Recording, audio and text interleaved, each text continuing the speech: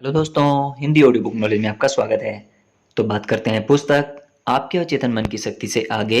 इस पुस्तक के तीसरे अध्याय अपने आप से संवाद यानी सेल्फ टॉक, खुद से बात।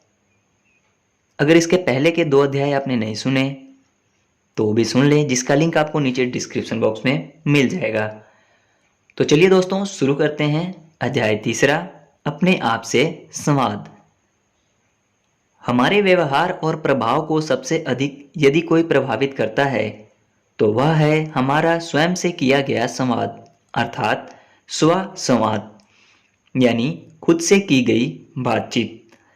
हमारे स्व संवाद की शक्ति हमारे प्रयासों के परिणामों को तय करती है, चाहे वे नकारात्मक हों या सकारात्मक।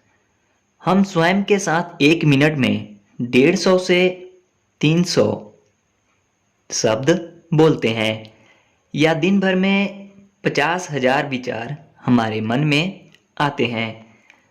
हम या तो दिन भर अपने मन में नकारात्मक विचार ढोते जा सकते हैं, जिससे तनाव उत्पन्न करने वाले हार्मोन स्रावित होते हैं, या मन में सकारात्मक विचारों को स्थान देकर डोपामाइन, सेरोटोनिन और बीटा एंडोर्फिन जैसे प्रसन्नता का अनुभव कराने वाले हार्मोन्स के स्राव में मदद दे सकते हैं।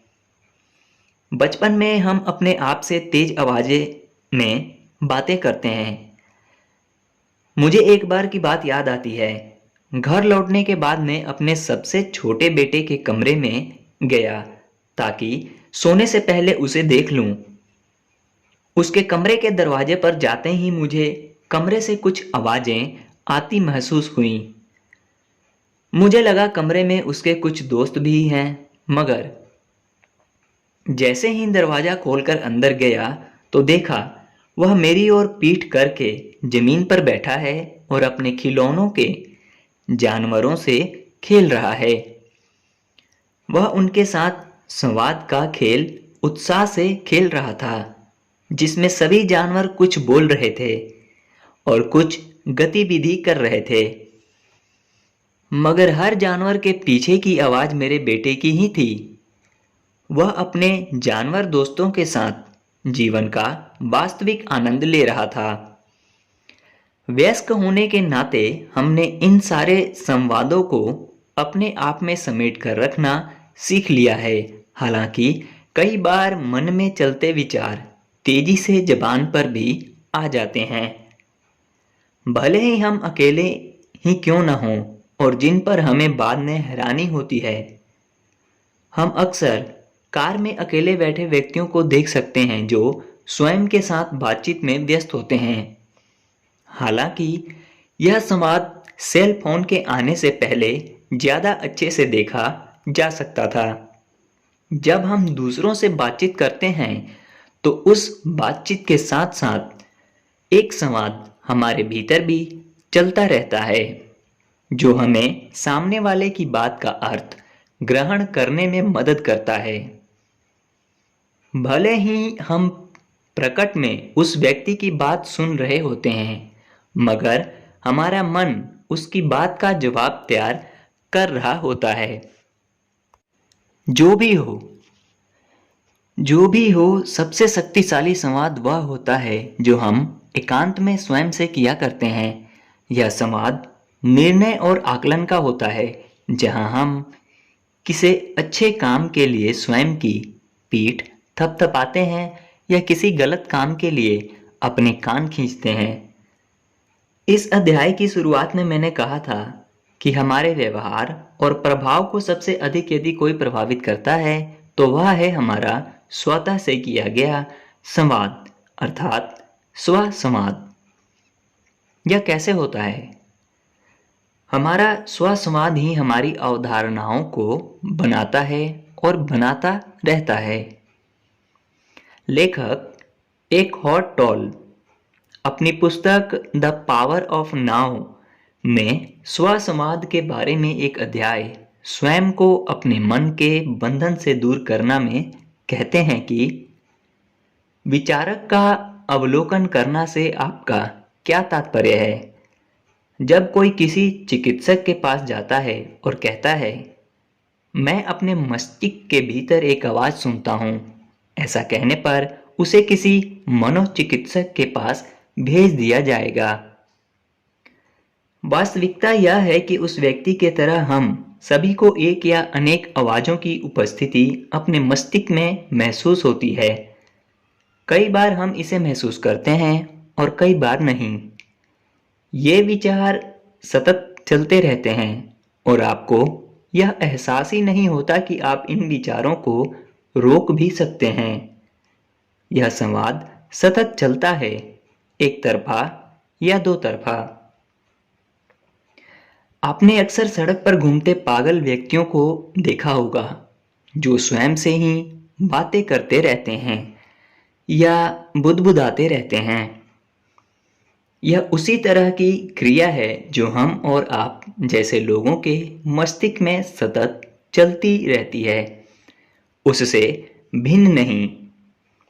बस फर्क यह है कि हमारा संवाद जोर से नहीं होता। हमारे भीतर की आवाज भी अनुमान लगाती है, जांचती है, तुलना करती है, शिकायत करती है, पसंद और नापसंद करती है।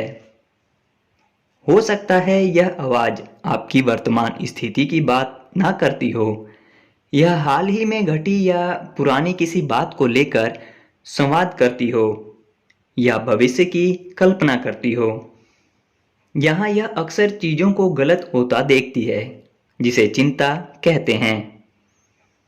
कई बार इस ध्वनि के साथ कुछ चित्र भी बनते हैं, जिसे मानसिक चित्र कहते हैं।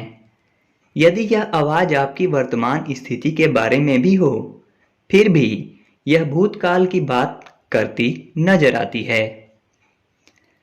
ऐसा इसलिए होता है क्योंकि यह आवाज आपको किसी स्थिति विशेष के लिए अनुकूलित हुए मन से निकलती है और यह अनुकूलन किसी भूतकाल की घटना के चलते और आपके वातावरण द्वारा बनी हुई मानसिकता के कारण ही हुआ होता है।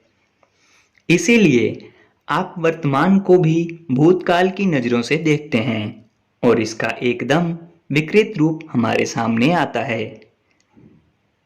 यह आवाज किसी दुश्मन की आवाज के समान ही हानिकारक होती है। कई मनुष्य अपने मन में सतत एक सताने वाले को पोषित करते रहते हैं जो लगातार उन पर आक्रमण करता है, उन्हें सताता है और उनके शरीर के सारी ऊर्जा खींच लेता है। यह अनकही परेशानियों, दुखों और बीमारियों का कारण होता है। अच्छी खबर यह है कि आप अपने मन की पकड़ से मुक्त हो सकते हैं। यह सच्चे अर्थों में बंधन मुक्त होना है। आप अभी इस दिशा में पहला कदम बढ़ा सकते हैं। अपने मन में गूंजती आवाज को जितना अधिक हो सके सुनाने का प्रयास करें। किसी विचार में लगातार हो रहे दोहराव को भी जांचें। हो सकता है कि कुछ पुराने विचार अब तक आपके मन में जड़े जमाए बैठे हों। विचारों का अवलोकन करने से मेरा तात्पर्य यही है। बच्चों के जीवन में महत्वपूर्ण स्थान रखने वाले व्यक्ति पालक, शिक्षक, प्रशिक्षक, बड़े भाई बहन होने के नाते बच्चों के निराशाजनक प्रदर्शन करने पर प्रतिक्रिया स्वरूप कहे गए हमारे शब्दों पर हमें सोचना चाहिए। यह निराशा पियानो बजाने, परीक्षा, खेल आदि किसी भी क्षेत्र के प्रदर्शन से हो सकती है। बच्चे अपने पालकों आदि की बातों को ज्यों का त्यों अपने दिल पर लेते हैं। उनके पालक उनके प्रदर्शन के बारे में जो भी कहते हैं वह उन्हें सच ही लगता है। एक पालक, शिक्षक, प्रशिक्षक, बड़े भाई बहन होने के नाते हमें क्या करना चाहिए जब हमारा बच्चा हमारी आशा अनुरूप प्रदर्शन नहीं करता या उसका प्रदर्शन सामान्य से नीचे रहता है। हमें उनके मन में ऐसा चित्र बनाना चाहिए जो उस अपेक्षा के अनुरूप हो जो हम उनसे करते हैं। जैसे, बेटा आज का यह खेल तुम्हारा सर्वश्रेष्ठ खेल नहीं था। मुझे याद है एक बार का तुम्हारा खेल क्या बढ़िया खेला था तुमने। तुम सचमुच बहुत बढ़िया खिलाड़ी हो और अगले सप्ताह होने वाले खेल में तुम अपना सर्वश्रेष्ठ प्रदर्शन करने वाले हो। या फिर इस तरह, बेटा, तुमने घर में वह गीत बहुत ही बढ़िया बजाया था और मुझे विश्वास है तुम सबको यह बताने के लिए कि तुम कितना अच्छा बजाते हो अगले सप्ताह तक का इंतजार नहीं करोगे। बचपन में हमारा स्वसंवाद हमारे बड़ों द्वारा हम पर डाले गए प्रभावों पर आधारित रहता है। उसमें भी जिन्हें हम अपने जीवन में महत्वपूर्ण मानते हैं और बहुत प्रेम करते हैं, उनके विचारों का हम पर बहुत प्रभाव पड़ता है। जब हम वयस्क होते हैं तब तक हमारे मन में अपने प्रति एक स्थायी राय बन चुकी होती है कि हमें क्या अच्छा है, क्या बुरा, हमें क्या अच्छा लगता है, क्या बुरा, कैसे लोग हमें अपने आसपास अच्छे लगते हैं, किन्हें हम पसंद नहीं करते, वगैरह वगैरह। हम यह स्वीकार कर लेते हैं कि हम ऐसे ही हैं।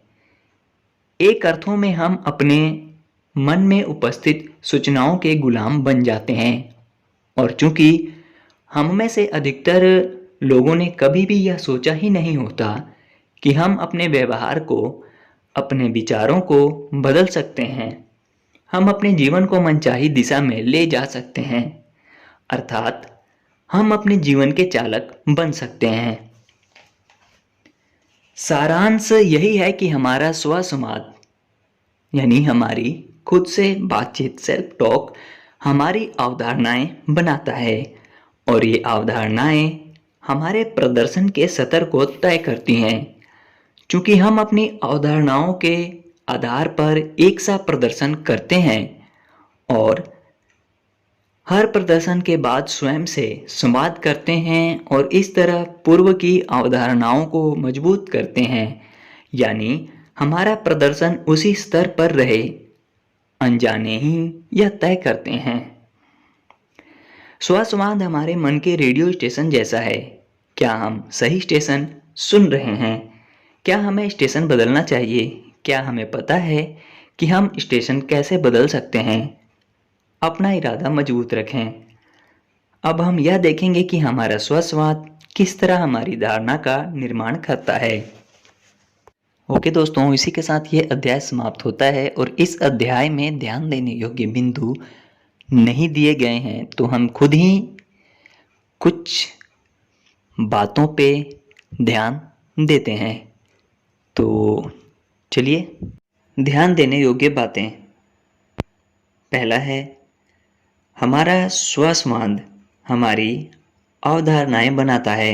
मतलब जो बातें हम खुद से करते हैं वही हमारा विश्वास बन जाता है और जैसा हमारा विश्वास होता है हम वैसा कार्य अपने जीवन में करते हैं और जैसा कार्य हम अपने जीवन में करते हैं वैसा ही हमारा व्यक्तित्व बनता है, हमारी जिंदगी बनती है।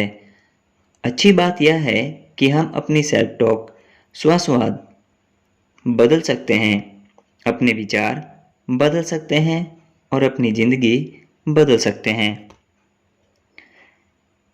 कहने का तात्पर्य है दोस्तों, जब भी खुद से बातें करें तो अच्छी बातें करें। और दूसरा है, अपने बच्चों को या अपने से छोटों को यह कभी ना कहें कि उन्होंने क्या क्या गलत किया, बल्कि उन्हें यह बताएं कि वह क्या कर सकते हैं और उन्हें क्या करना चाहिए। उन्हें उनके प्लस पॉइंट बताएं, माइनस पॉइंट नहीं। उन्हें समझाएं कि वो और बेहतर कर सकते हैं, उनमें काबिलियत है, ज़रूरत सिर्फ उन्हें कोशिश करने की है। कभी भी यह ना कहें कि तुम गधे हो, तुम्हें कुछ नहीं आता। किसी दूसरे का एग्जाम्पल ना दें कि तुमसे तो अच्छा उनका बच्चा है, क्योंकि हर एक बच्चे में अपनी काबिलियत होती है। हर एक इंसान की अपनी अलग काबिलियत होती है। अपने बच्चों की बुराई किसी और के सामने ना करें और ना ही अपने बच्चों को किसी बाहर के लोगों के सामने डांटें या पीटें। बल्कि बच्चों को उनकी कमी बताकर उनमें सुधार करने को कहें। तीसरा और आखिरी है, सारांश यह है कि हमारा स्वसंवाद हमारी अवधारणाएं बनाता है और ये अवधारणाएं हमारे प्रदर्शन के स्तर को तय करती हैं। कहने का तात्पर्य यह है कि हमारा सेल्फ टॉक, जो बातें हम खुद से करते हैं, वो हमारे विश्वास को, हमारी मान्यताएं को, जो हम मानते हैं उनको बनाता है, हमारे विश्वास को बनाता है। और जैसा हमारा विश्वास होता है, जैसी हमारी मान्यताएं, अवधारणाएं होती हैं कि हम ऐसा कर सकते हैं, ऐसा नहीं कर सकते, उसी के अकॉर्डिंग हम काम करते हैं, कार्य करते हैं, प्रदर्शन करते हैं और उसी के अकॉर्डिंग हमारा प्रदर्शन का स्तर तय होता है। यानी हाई है या लो है, अच्छा कर रहे हैं या बुरा कर रहे हैं। हमारे सेल्फ टॉक, स्वसंवाद हमारी अवधारणाएं बनाता है। तो अवधारणाएं ऐसी होनी चाहिए, सेल्फ टॉक ऐसी होनी चाहिए कि अगर आप किसी चीज़ में अच्छे नहीं हैं तो भी खुद से ये ना कहें कि मेरे से ये नहीं होगा, मैं नहीं कर सकता। नहीं, हमेशा ये कहें कि मैं इसको कर सकता हूँ, किस तरीके से कर सकता हूँ। एक बार में नहीं हुआ, कोई बात नहीं, मैं कोशिश करूँगा, सीख के कर सकता हूँ। मतलब पीछे नहीं हटना है, कोशिश जारी रखनी है। क्योंकि दोस्तों, सीख कर आप हवाई जहाज़ भी चला सकते हैं। सीख के आप हवाई जहाज़ भी चला सकते हैं और बिना सीखे आप साइकिल भी नहीं चला सकते। तो इसी के साथ ये वीडियो समाप्त करते हैं। मिलते हैं आपसे किसी अन्य वीडियो में या इसके नेक्स्ट पार्ट में। यदि आपने चैनल को सब्सक्राइब नहीं किया तो प्लीज़ चैनल को सब्सक्राइब कर दें और साथ में बेल आइकन के आइकन को प्रेस कर दें। और जानकारी अच्छी लगी तो दोस्तों में, रिश्तेदारों में, मित्रों में शेयर करें, लाइक करें और कमेंट करें, जो भी आपका दिल चाहता हो। धन्यवाद।